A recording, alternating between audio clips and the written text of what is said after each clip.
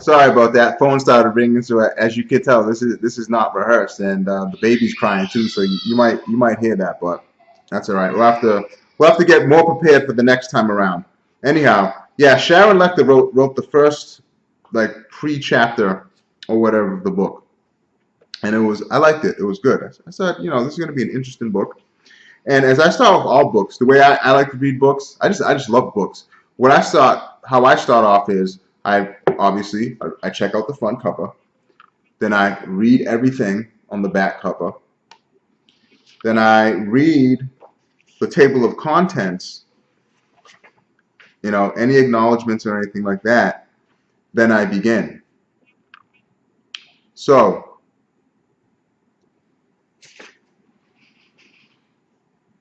so let me start off with the introduction.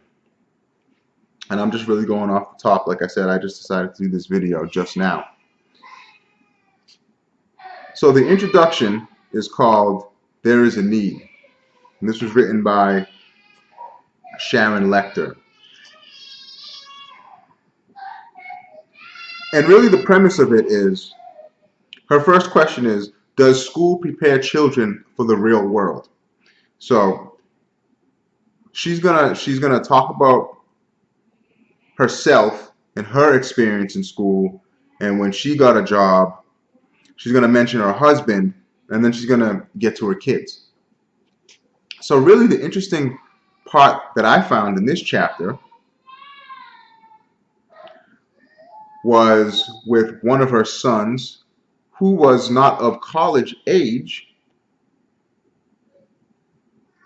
but one day he came home and he was a little bit frustrated about school.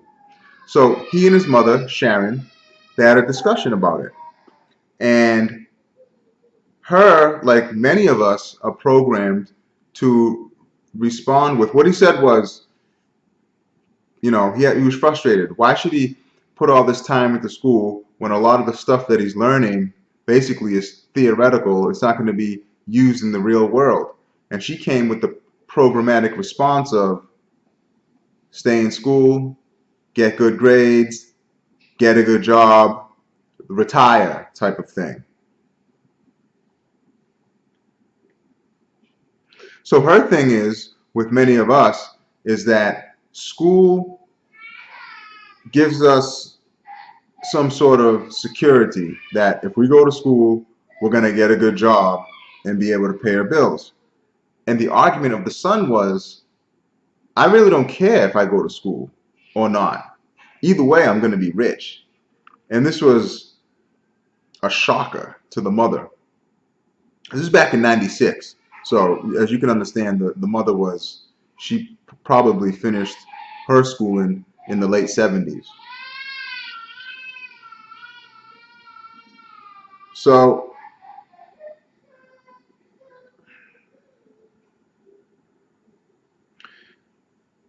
she asked him the question, well, how do you think you're going to get rich? Right? So he came back and he said something along the lines of, well, look at like Bill Gates, for example. I think did he mention Tiger Woods? No. He mentioned Michael Jordan, Madonna. What kind of degrees do they have? They're not PhD master students, yet they have more money than most PhD or master students. So basically, this introduction is really introducing a new way of thinking. And that type of thinking is, you don't have to go to school to get rich. Because in reality, that's what most of us want to do. Not to get rich, but to have a kind of secure income. You don't necessarily have to, in this day and age, go to school in order to accomplish that. However, many of us have been programmed to think that. So we invest a lot of our time in schooling, and in this day and age, 2014, many of us are unable to find that job that fits our skill set or requirements after having gotten a college degree or an advanced degree.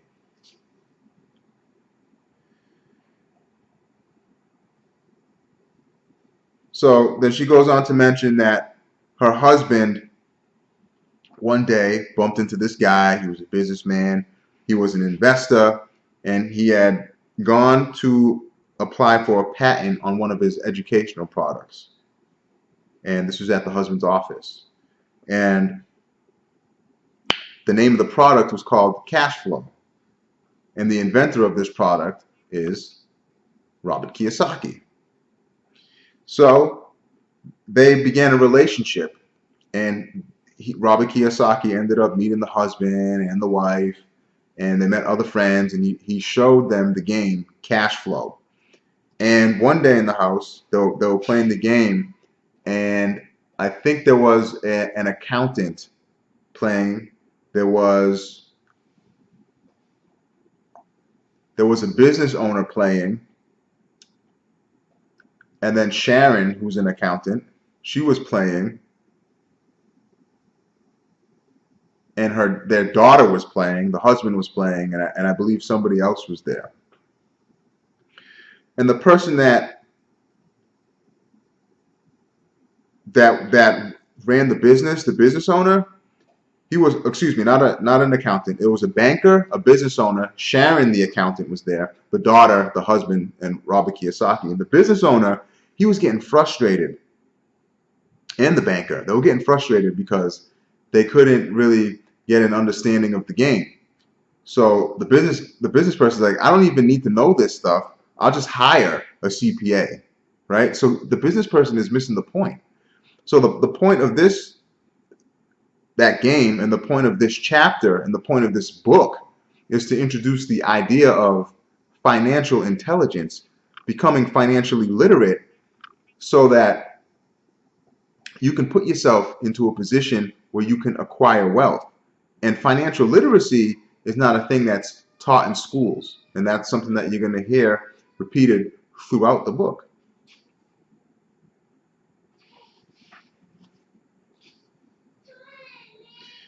So as these people are playing the game Cash Flow, they kind of explain, well, actually, excuse me, the banker, he explained after the light bulb came on, wow, I studied this stuff in school, but it didn't really click until now. So he was surprised, and he was a banker.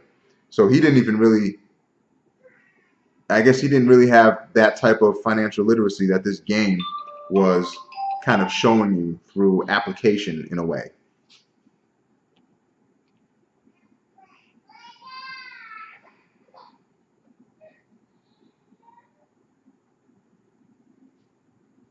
So as you get closer to the end of this introduction, they want to bring it around to, you think that it's wise to raise your own kids, to tell them, go to school, get good grades, get a good job, work 40 years, retire.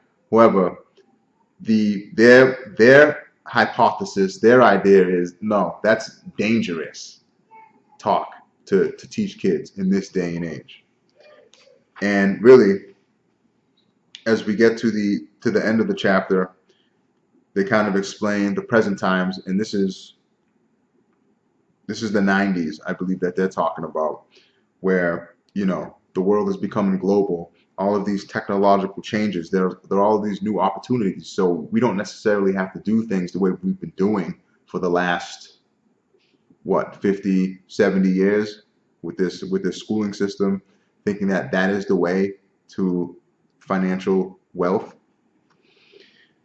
So yeah, basically that's the introduction. The whole gist of the book is to really get your gears cranking, and to make you really think about finances in a different way. Think about assets, liabilities, expenses, income in a more real, practical way that helps you align your wealth so that you can grow it. And yeah, my intention is to really, I want to just kind of comment on each chapter every once in a while, and just kind of give my thoughts on it. I really like the book. I'm not finished. I'm on the last chapter now, but it's a lot of it is common sense, and really, quite honestly, I don't even know if everything in here is based on actual true accounts. Some of it seems to be kind of like similes, stories that have a true meaning, but it might not actually have happened. You know, like for example, his rich dad in Hawaii. Is this person real? I don't even know. I tried searching for these people on the internet. I can't find them. So I don't know if they're real. I don't really care. The message in the book is great, and it should get you thinking about your finance in a different way. So, and at the end, when we get to the last chapter, I'm gonna give my final verdict on it and say, recommend to you whether or not you should get this book or not. So, but if you've heard in my past videos how I've spoke about Robert Kiyosaki here and there, you might already have figured out what I'm going to say at the end. So anyhow, that's it. That's just the introduction. Again, Rich Dad Poor Dad. Do a Google search for it. You can buy it on Amazon. You can go to richdad.com or whatever his website is. Yeah, richdad.com. But I'm only saying to go there only to buy the book. Don't buy the other products. I haven't tried any of his other products or anything like that, so I'm not recommending that. I'm not even recommending this book at this point. But I'm just saying if you want to search for it, give it a shot. All right. So next time in the series, we're gonna get into chapter 1. Thanks.